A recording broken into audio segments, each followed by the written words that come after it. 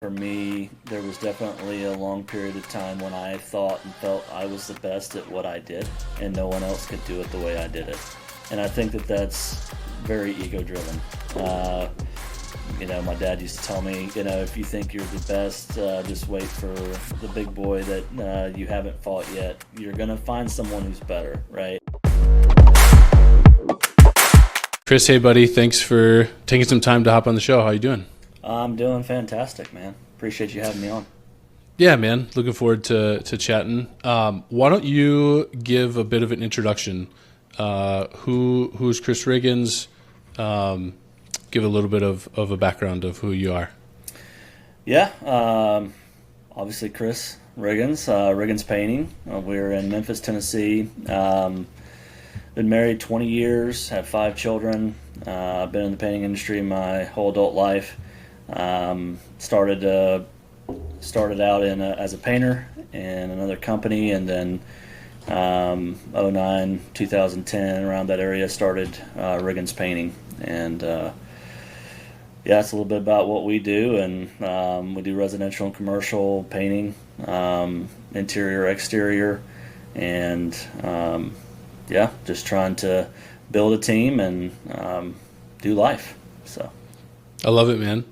Well, looking forward to hearing a bit more kind of about your story and the kind of the family side of things too, like we chatted about. But maybe how like the origin story is always interesting. How did you get into the painting industry? What was your first step through the door into the painting industry? Yeah, so maybe a little different than some, but I was homeschooled growing up, and I was part of a church that had a lot of people in the church were service business oriented. My dad has always been a serviceman.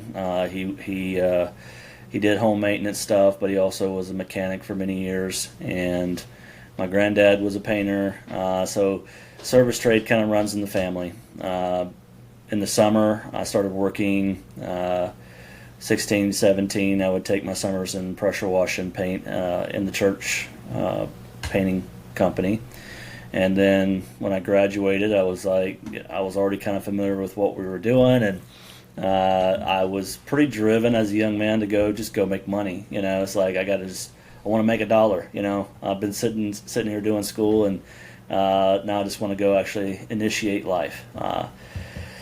I was also dating a fine young lady, and we ended up getting serious, and we were married. I just turned 19 when we got married, so I had a lot of drive, obviously, to provide for her and to provide for my soon-to-be family, and so I just threw it all in the painting world. And at that time, we were doing a lot of like home maintenance stuff. It wasn't necessarily like just painting. So we would do, replace a door, rotted wood replacement, replace a ceiling fan. And then as that particular business matured, they realized that, painting was something that the guys were good at and we were profitable in. So it kind of morphed from a home maintenance business into a painting business. I was a painter, obviously, first, learning all the aspects of the trade. Really wanted to be good at what I did. Wanted, whatever my hand found to do it with all my heart, soul, mind, and strength, as unto the Lord and not unto men. And that, obviously, that was a huge driver for me to be good at the craft and to leave a house the way I would want someone to leave my house. So I was a foreman. Promoted to foreman, and then project manager, and then eventually sales guy for that particular company. We did a lot of residential work in the very beginning, and then we kind of moved into new construction, high-end new construction. So my experience is in both. I learned how to deal with customers and people who lived in their homes, and then I learned how to properly and efficiently go through a new build and what that looks like. When you prime and when you putty and caulk and ceiling walls and trim and what order that goes in. So I credit my skill to having both of those experiences because they are quite different. We did some commercial work too. And then, I think we had about 20, 25 guys at the peak of that particular company. And then my last role with them was a sales guy. And then when the housing market crashed, we were in a lot of high-end new construction, which took a big hit, along Sure. with the economy in general, right? So that company began to dwindle down. And now how old are you? So this is like you're 19 when you really get into this business, and then you're doing different things and in different roles. What kind of time span is this? I think I worked in that company for about 7 years Okay. total. So I was in mid-20s. Got it. I was a sales guy for them at about that time, and then, so yeah, as it started to go back down to 2 or 3 guys, now we're back out in the field, which was fine. I was still young and energetic, so we would sell the work and do the work, and the owner of the company decided to shut it down. So I had 3 of my 5 children at the time. We just had our third, and they were all young. My first batch was 3 under 3, and so young dad, young family, and no business. So I started taking side jobs. I started back, doing some maintenance work for folks. I was splitting firewood, just doing whatever it took to make ends meet, right? Yeah. Because it went from something to nothing pretty quickly. Yeah. So the owner, I asked him, I said, hey, can I have the logo? So this was the original logo Okay. of the other company, and I just put my last name on it because I was like, I'm going to try to do something with this company. There wasn't much left at that point. There was an old file box that was in storage that I asked for. I went and got the file box, dug through all the folders. I had some of the people that I had sold to or talked to that knew me personally, that I had their numbers in my phone, so I was calling on them. I went through the file box and mailed everybody that was in the file box to be like, hey, Riggins Painting is now the new painting company. Same people, same service, and just kind of that was my messaging to try to get back out there. First 2 years were really tough, really tough. It was just basically me and my truck. And then there was a couple of guys that I had worked with in the other company that had gone on to factory work or landscaping. They had found their way in other areas. So whenever I'd get a bigger job that I couldn't handle on my own, I'd call them up and see if we could work a Friday, Saturday, Sunday deal, where I could get them to help me to get through a project. So, the first 2 years were tough, and the economy began to rebound a little bit. I'd learned a lot about the painting industry. I knew how to apply the paint. I knew how to manage a project. I knew how to sell a project, but I knew very little about marketing and administration. So that piece was pretty tough for me to kind of get a hold of. Yeah, and so I'm curious, like, whenever you're 19 and there's this drive of like, man, I want to get out there, and then obviously some really good motivation of having a wife and then soon some young kids, were you kind of agnostic to how you made your money, or was like being a business owner a desire? Or were you like, I'm fine being an employee, I just want to make some money? And then as you got into entrepreneur, like whenever that situation, you found yourself in that situation, was it like, finally I get to run my own business, or was it just more of like, this is what I have to do? It was definitely more of, this is what I have to do. Yeah. I tell people that I accidentally built a painting company. I don't view myself as one of those people that are like, I just want to be my own boss and own my own thing. However, my dad was an entrepreneur his whole life, and he would always tell me, if you're going to work for a company, become an asset, be the best you can be. But the best thing is that you work for yourself in the end. Sure. Because you can kind of arrange things in a way that benefits the lifestyle that you're seeking. So it was never really driven by making gobs of money as much as it was we grew up poor. The people that I work with, similar situations, and I think it was more of just a drive to do better for my family and for my children, and give them a better opportunity at life than I felt I may have had. Yeah. So I think that's probably more of the drive behind it. Not necessarily like finally everybody's out of my way and I can do what I want, as much as it was I'm going to do this for a while. Actually, when I started Riggins Painting, it was like, I'm going to do this for maybe a little bit until I figure out what I'm going to do. It wasn't like, let me build this company. It was like, hopefully I can make some dollars and retrain and do something different, something more sustainable for my family. So you get into it, and now things that previously were not your problem are your problem, like marketing, lead flow, I imagine the financial side of things, books, bank accounts, payroll. How did you kind of cut your teeth on those things? Were you kind of on an island learning those things? Were there, did you reach out or have resources? Like, how did you grow in those elements? I definitely, in some cases, felt like I was on an island because we lived in a rural part of West Tennessee. We weren't in a big city, and my connections and the church that I was a part of, the church itself was having some difficulty. So there was a little bit of a transition period there.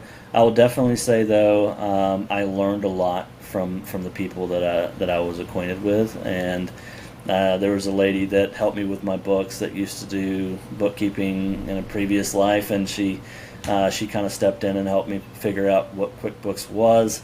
So it was just like I was just trying to glean whatever I could.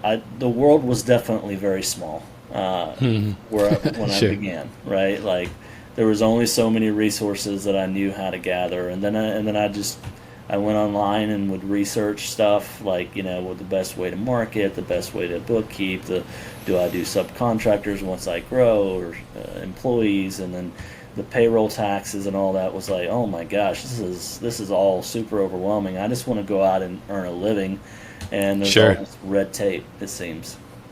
Yeah. Interesting, man. So this is kind of around the housing debacle. So you kind of work through that. And then, as you said, you had the mindset of, hey, this is until I figure out what I'm going to do. How did that transform? Did there come a point, or was there an inflection where you were like, oh, this is actually what I'm going to do? Yeah, for sure. I think once we got past the first 2 years, and then I started to gain more understanding about marketing and administrating a business, I began to see the vision of what it could be. And I think that's I don't know if there was like a morning, there wasn't like a story of a morning I woke up and had this aha moment. It was kind of just like a kind of slowly walked into it and just realized, hey, this is what I know how to do. This is what I've been trained to do. I have a lot of experience here. There's opportunities past what I think there is, and I was approached by Brian, who's now my general manager. He was working in a packing station, and he's seeing things start to grow. We were talking, and he's like, hey, can I come work with you? And I was like, sure, but I can't guarantee we're going to stay busy, So he kind of took that leap with me, and him and I and another fella. It was kind of like a trio for a little while, and I think that's kind of when I realized, hey, we can grow this together and make a sustainable future for our families. Yeah. So I think there's the $1 million mark is kind of like, I think in our industry, that's something, and for good reason, like a mark that's pretty important. I think getting to that point and getting past that point gets into like a different chapter of what it like, and I think in particular, it's kind of a mark that represents really that shift to like real business ownership, or you're starting to trend towards that, just because the capacities of one human being to manage all that start to break down. What do you think helped you or what were some things that like made the difference to help you get past that mark? And I'm curious if that was something you were very mindful of, like if you had benchmarks in your mind as you were growing, like, okay, if we can get past here, if we can get past here. 100%. I always, I think from day one, was looking at what did I do this year and how can I beat it next year. I'm Sure. a competitive person by nature, and so I just would compete with myself because that's all I knew to do. I knew that if I wasn't growing and scaling, then I was probably slipping back, and I'd already been in a situation and in a company where outside influences like the market crash or the housing market crash influenced our business in a very bad way. And so I had a lot of drive to try to build a business that was recession resistant. That was like in my mind, how can we be recession resistant, and how year over year, how can we continue to grow? I don't know when the $1 million mark kind of like pinged in my head, but I was like, that's where I'm going. But in order to get there, I've got to just measure each year and do my best to beat the last year. I think, I was writing all of my estimates in QuickBooks because I'd already been paying for that, and it had an estimate form on there, and so that's like I hand typed all my estimates. And didn't have any system other than my own experience, which I think it probably resounds with a lot of people in the industry. You know how long it's going to take you to do something, you know how much pain it's going to take to do because you have the experience and you've done it for years. And that's kind of how I started to build my estimates. And I think really when it opened up for me was the PCA. I was doing some research, I found the PCA, and I was like, this is kind of interesting. And I went to a residential forum, and again, my wife could probably tell you whatever the year it all happened. I'm not that guy. I can just tell you it happened at some point. Yeah. And then I met a couple guys up there. Actually met Slavic up there, and a couple of different folks that I was like, man, this is a whole different language than I'm used to hearing. And that's when I think my world opened up that this really could be a thing. And it was definitely a sacrifice, right? Leaving family, the cost of the ticket. Like before then, I wasn't flying anywhere because I didn't have anywhere to go. Sure. So I would say that was kind of the beginning of it. And then I met a coach there, and he kind of opened my eyes a little bit to different ways of doing things, and I just started trusting the system to some degree. Like, hey, it worked for him and it worked for them. Why can't I just make that leap and do the same? I still so I got to about 750,000. I was doing most of it, and I went, if I'm going to go to the next level, I need a project manager. So I hired Brian as my project manager. So my first kind of employee hire.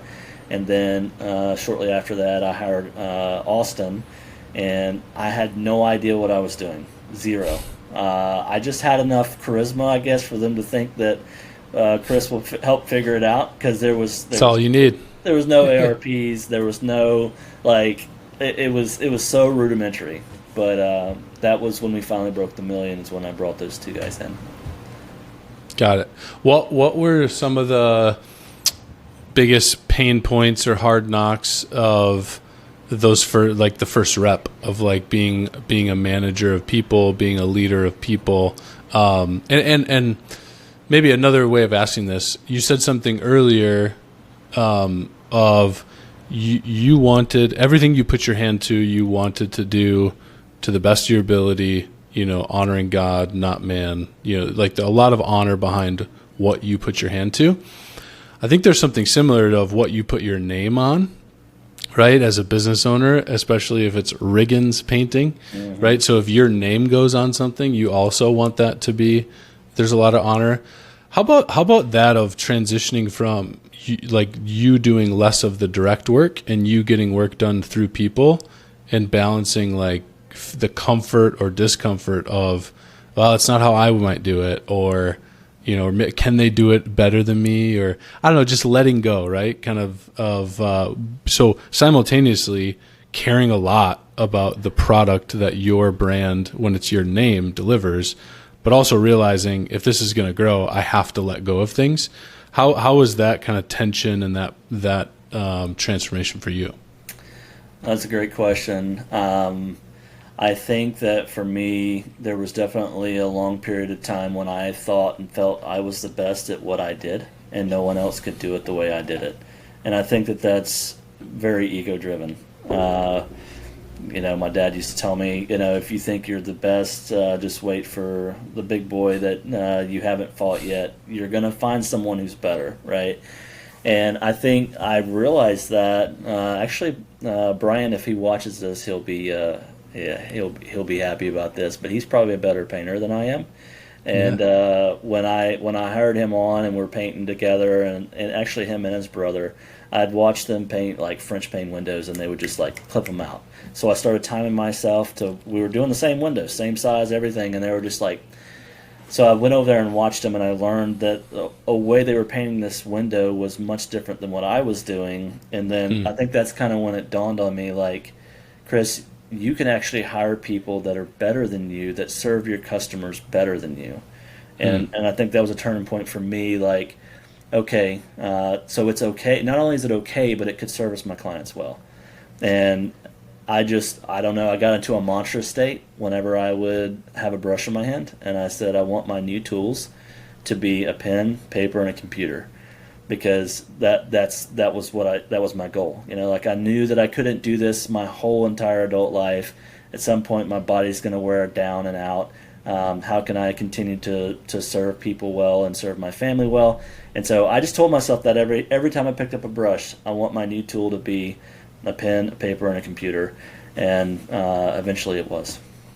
Yeah, man, that's awesome. And what, like, I don't know, if you find folks, like, just keep pressing further into that or more specifics of that, like, what did it look like to actually make that mantra happen, right? So I think there's an element of getting out from behind the brush is a good idea, and it is a desire, but oftentimes people just feel this, I can't, or whatever the excuse is or whatnot. I don't know, for you, what actions did you take to actually make that happen?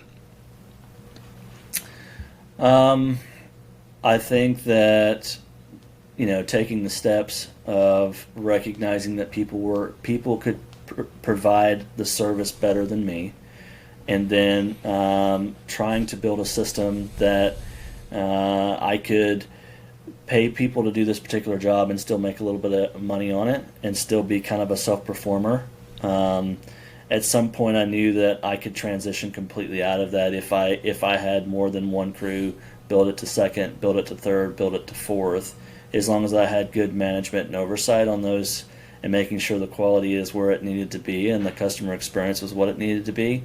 That's what I saw as the pathway forward. So instead of just focusing on the fires in front of you, daily fires that you had to put out, like how can I get into a mind space in a position to where those fires will either not happen or they can be prevented, or I can hire somebody that can manage and handle that and that I could trust, so that I could go over into the next stage and begin to build and push that forward. I guess I don't know if that answers your question. Yeah, totally, man. That's great. How about, so you partnered with Aleph in 22? I think it was 2020 or 20. Yep. Yeah, 2022. I'm curious, what was initially appealing to you about the idea of a partnership as part of the future of your business?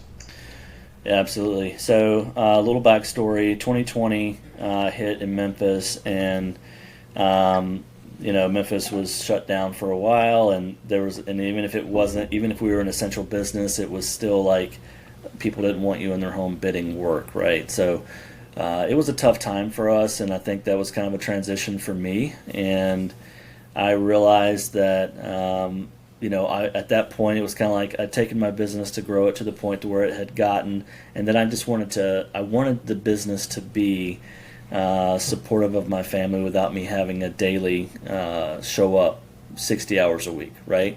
I wanted it at 40 hours, and then I wanted it 20 hours.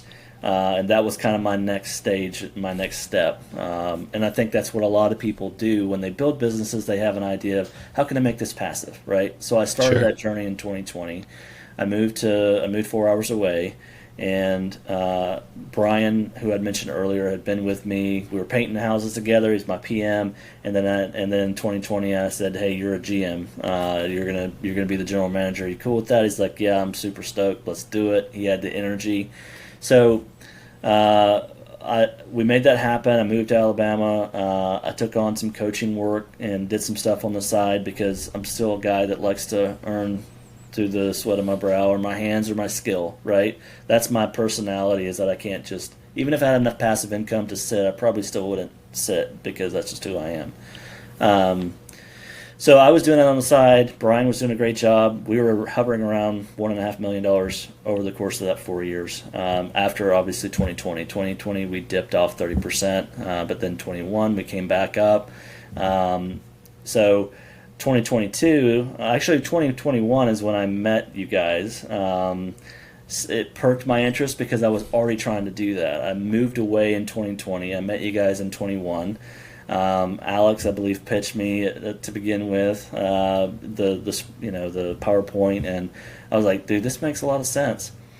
I also began to realize that my people wanted more. I was okay with 1.5 million, just taking the profits off of that, doing a little side coaching gig.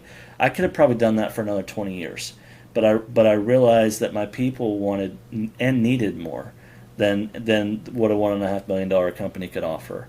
And so that was when I met you guys. That was really kind of the driving force for me to really dig into what you guys were doing.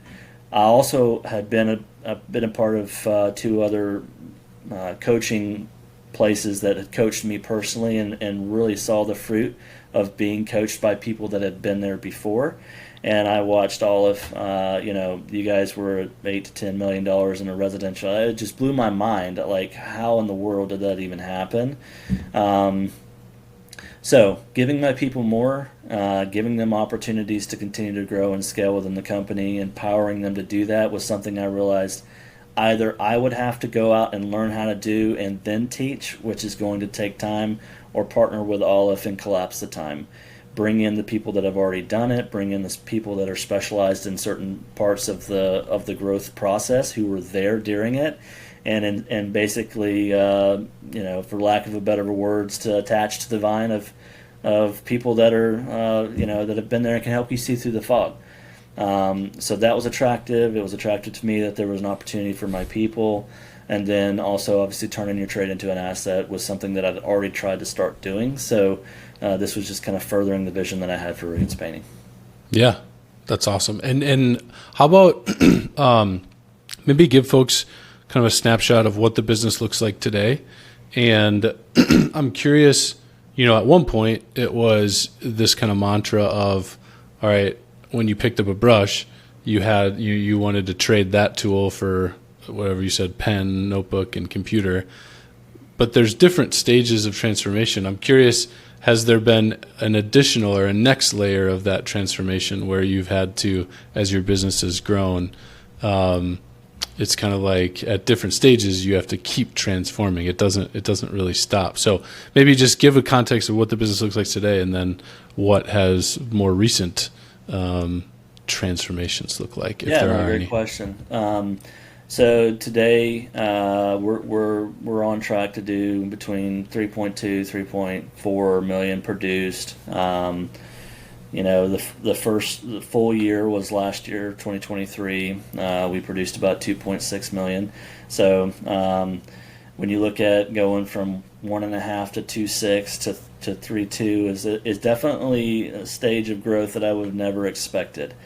I think the mindset change for me was recognizing that all the pain that I had and all the insecurity of hiring qualified people, a qualified salesperson or a qualified PM, and then the burden of thinking through, like, how do I told them I was going to pay them a salary and we were going to go out and do this together, but we haven't done it yet, right? So like, you feel a little bit like, I sure hope we are able to do this as you're presenting to the person, we're going to go do this, but we'd already done it. We made plans and we did it together. When I hired my first salesperson and my first PM, the transition for me was recognizing that doesn't stop, and that feeling as an owner of, like, I want to make sure I provide well for my people, and hiring that person and making plans and strategizing in a way to where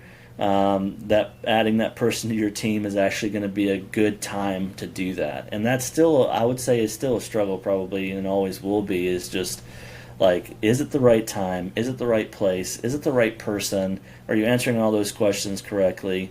Because the last thing you want to do is hire somebody on, promise them that we're going to go do something, and then have to lay them off because you didn't do it, And so I would say for me that's probably been a big transition. And then also, like, opening my mind, which I welcomed, by the way, leadership from a partner that had a similar culture. And I have to mention that. Like, it's super important to me that the cultures are aligned. And the more I knew about you guys, the more I found out about each person, I was like, okay, this actually really aligns with the culture that's already in my company. This could be a really good fit.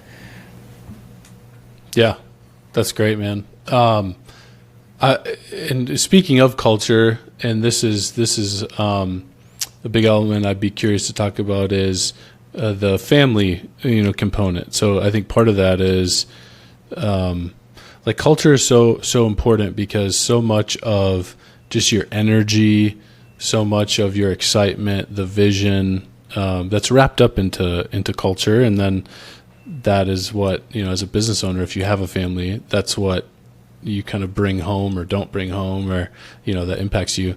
You mentioned family man, 5 kids. How have you balanced that over, the different stages? And maybe first, like, the marriage component. Like, what have been kind of the learnings, the ups and downs of staying connected with your wife and getting to know you? I know that that's a big priority for you. I think culturally too, we who have, spouses here, it's like, yeah, that's super important to us. What have been your practices or commitments to stay connected as you've grown a business with your wife? Man, that's a hard one. Because I think that, my wife never worked in the business. So I think that the struggle can be over time that there's silos. I'm running the business, I'm bringing home the money, whatever, and she's at home. She homeschooled all of our children. We graduated our oldest, or she did. I didn't. It's all her credit. But our second one is graduating next year. So, like, there's a lot of work that goes into that. So she kind of has her own business going on, and I have mine going on. And I think that communicating with one another the high level needs specific to what's going on in both is important. So if I was struggling financially or struggling with getting work, she knew about it, and she may not have known the extent of it, but I didn't do that alone. And then if she's struggling with things in the homeschool space or the house or whatever, we talked. And not saying that it was always perfect, because it isn't, and it hasn't been. But I think communication has definitely been key through that time. I heard somebody say one time, you should be talking to your spouse about things that relate to the household at least 45 minutes a day, or your business will suffer. So, like, I began to think about it, probably to a fault. My wife would probably tell you to a fault, that I thought about my family as a secondary business, and I even joke about it. Like, when I leave the office, I'm going to the night shift. But obviously it's not at all a business. It's just like, I think communication is the biggest thing that we've had to learn over the years, and continue to practice that well and make time for it, but also not losing sight of the fact that we are married and we should go on dates, and we shouldn't talk about Riggins painting, the kids. We shouldn't talk about, and then we find ourselves like, okay, so what actually do we talk about? Because that's all we do all day long. You're in the grind every day. So Totally, man. yeah, just kind of a give and take there. And then honestly, couldn't be where we're at today without the support of my wife, because we went through some extremely difficult times. Times when she was willing to, literally told me, I'll just eat beans and rice. Like, we don't have to build a company.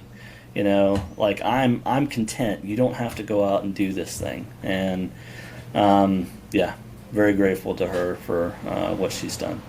Man, that's awesome. That's awesome. On the communication piece, it reminds me. So Charlie Munger had passed away within the year, I think, and whenever he did, there was all the different websites and stuff. People were posting kind of quotes of his, and one of them was, I forget exactly the quote or how he referenced it, but it was like, he was a big fan of inversing things. So oftentimes we think about how could we be successful in a given endeavor or thing that we're trying to be successful in, and he was an advocate of, well, why don't you inverse it? It's like, how could I guarantee failure? And then answer that question, and then that can kind of give you really clear things to just avoid those things.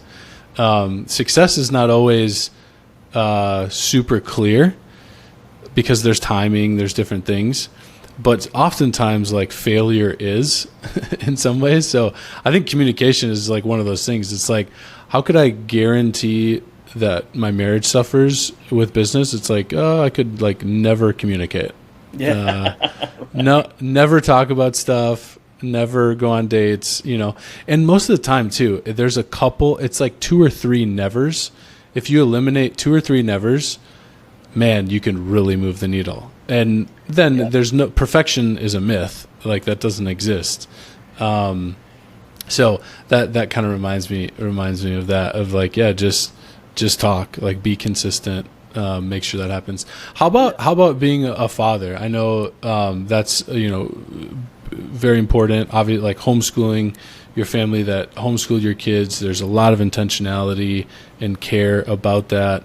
What's the whole reason why I have a business? Like you said earlier, there was this desire of like, man, I want to give my kids something that I didn't have. I think that's super common.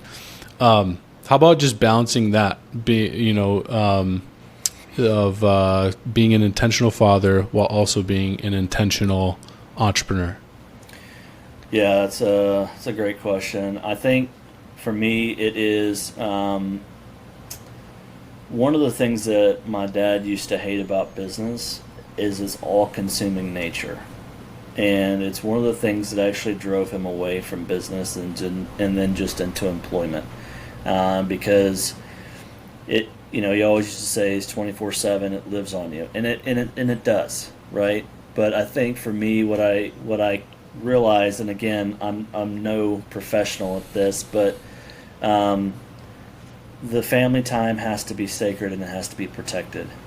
And, for so many years I worked long hours, late nights, weekends, missed so many different things. And I came to the realization, like, who on their deathbed have I ever talked to that told me they wish they would have worked harder or more hours or made more money? No one. No one has ever told me that is, or not even on their deathbed, just an older gentleman or an older lady. Hey, like, could you give me some wisdom? Spend time with your family, because they're going to grow up and you're going to miss that opportunity if you don't. So that's always been something like, okay, so what does that mean?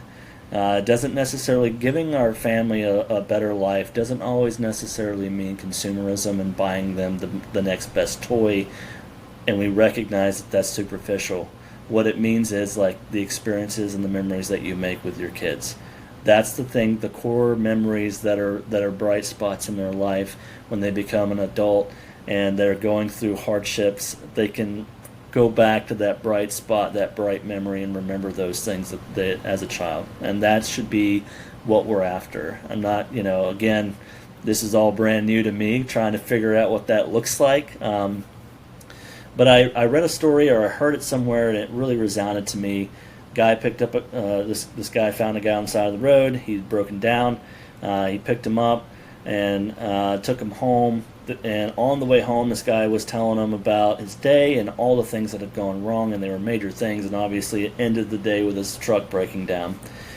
And they pull into the guy's driveway. The guy says, "Hey, why don't you come in, meet the fam, and have some dinner?" So they get out of the truck, and the man who owns the house goes over to a bush and rubs it with his hands and walks in. And he said as soon as he walked through the threshold, his face was just super smiley. His whole energy was completely different. And that guy watched a man who had just had a horrible day completely completely change for his kids and his wife. And his kids and his wife had no idea what had happened that day. So the moral of the story is that when he rubbed the bush, he left his worries. He left them on the bush. That's what he told the guy later that night. What did you do that for? He said, "They'll be there tomorrow. There's no reason." And it's a discipline. And that's when it's like it really clicked with me. It's not, yes, it kind of lives on you, and it'll always kind of be there when you're an entrepreneur. But I think that the discipline of leaving it at the door or leaving it in your car or wherever, even if it's a physical thing you have to do to leave it behind, is super important to be intentional about being dad and being present. It's not always about the quantity of time. Definitely, it's always mostly about the 5 minutes that they see you. Is amazing, and that's what I try to do. And I'm definitely not the greatest at it, but that's what we strive to do. So. I love that, man. Yeah, and it's something, a book that really helped me think more deeply about this, I would highly recommend, is a book called 4,000 Weeks by a guy named Oliver Berkman. And 4,000 weeks is the number of weeks in 80 years, I think, give or take. So it's like, average lifespan-ish, 80 years. You have 4,000 weeks. And it's just a really helpful to visualize time in that. And then, like if you kind of break it down, there's sections, right? So in that 4,000 that you have, how many of those weeks are allocated where your kids are in your house, right? And this is the stat that freaks parents out, of like how little the amount of time is that I actually have kids in my house with me. And the majority of the years that we are both on Earth together, they are actually outside of my house. It's just wild. So my wife and I have been thinking about that recently. We have 7, down to 1 with 4 kids. And my kids will often, ask me to carry them upstairs whenever we're going to bed.